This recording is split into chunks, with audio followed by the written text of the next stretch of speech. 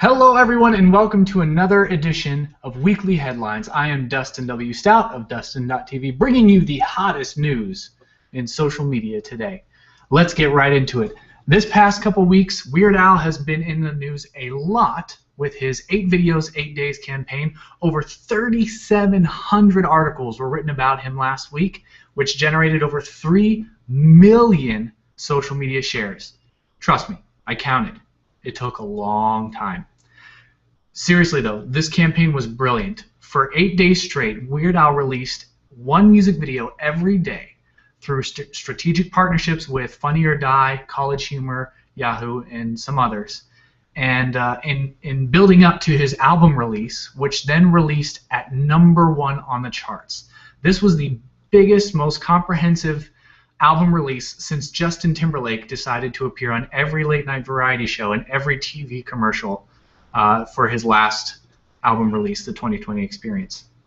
In other celebrity musician news in social media, Nicki Minaj, she leveraged social media to sell 25,000 units of perfume overnight, selling $1.4 million worth of perfume.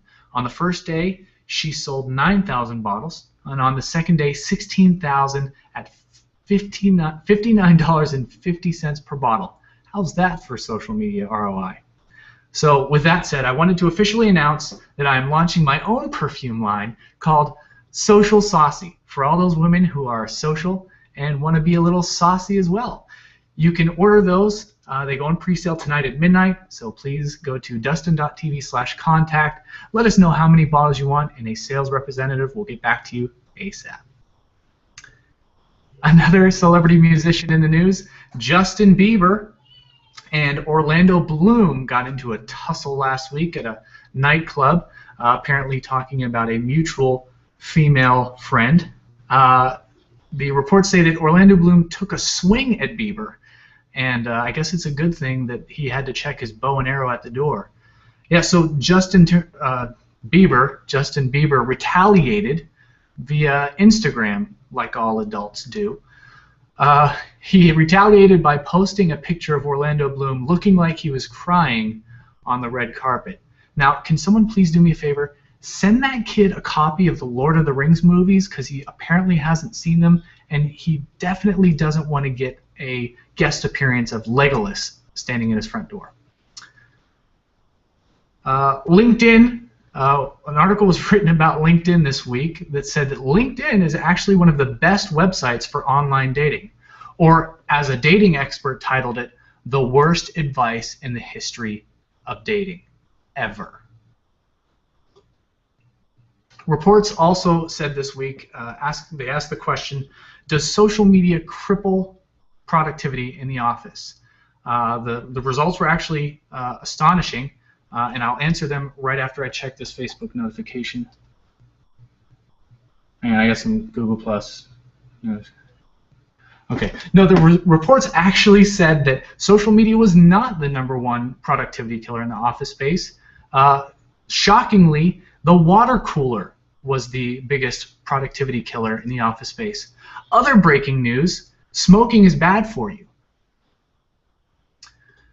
Another recent report asked the question about social media and communication, saying that social media erodes communication skills in the workplace. Now, I don't know how much truth there is to that, but one commenter commented saying, IDK, what that article is talking about, I communicate just fine, #WTF, #haters.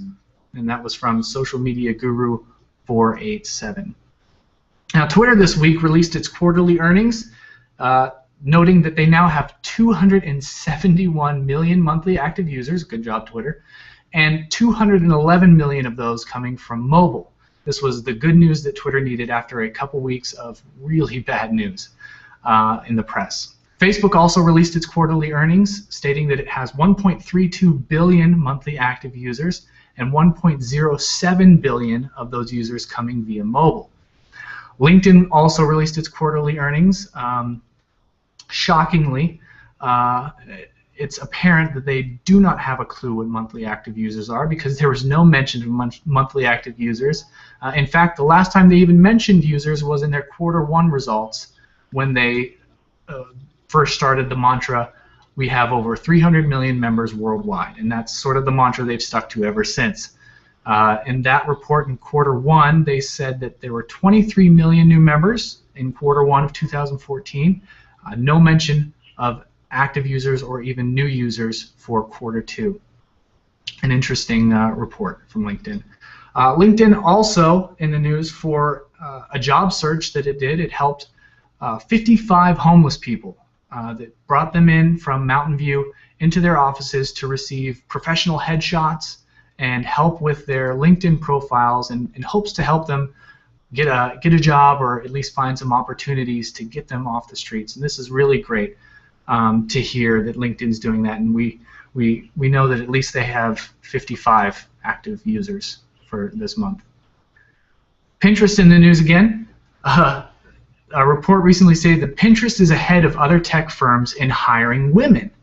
Now, Pinterest's workforce is comprised of 40% women, which is 19% higher than the average technology company. Considering their recent hire of ex-Axe marketer, sexist, or a genius, or no, we'll go with sexist. It can only be expected that the percentage of female employees will rise. In fact, rumor has it that David Rubin has his first initiative at Pinterest is titled Project More Hot Chicks. I don't know what that project entails. It's just a rumor at this point, but we can only imagine it means good things for Pinterest.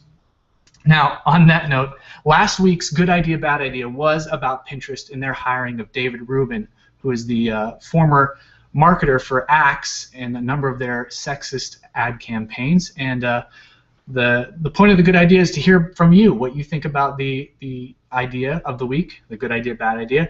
And had some people write in. Mike Alton stated, I think hiring a marketing director to attempt to change the evolved and evolving culture of a social platform is a futile gesture at best, and at worst, potentially disastrous.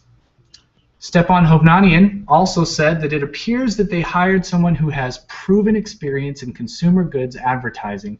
This might be a good thing for them. So the reviews are a bit mixed. Some people think it might be a good thing, some people think it might be a bad thing. One thing's for certain, only time can tell. Now this week, the good idea, bad idea of the week concerns Google, one of my favorite companies. Google has recently acquired Twitch.tv, which, if you don't know what Twitch is, it is the largest video game streaming service in the world. Twitch enables users to broadcast live gameplay on PC and next-gen consoles. The service has more than 50 million users, a far cry from the 3.2 million using it when it launched in 2011. Now, it's rumored that the acquisition of Twitch will be handled by the YouTube division of Google, and again, it was a $1 billion acquisition. So this is an interesting play from YouTube and from Google and for Twitch. And I want to hear what you have to say about it. Do you think it's a good idea? Is it a bad idea? Let me know, because it's this week's Good Idea, Bad Idea, and I will highlight the best answers or responses in next week's weekly headlines. So that's it for this week. Thank you so much for tuning in to Weekly Headlines. Again, I am Dustin W. Stout of Dustn.tv, and we will see you next week. Bye-bye.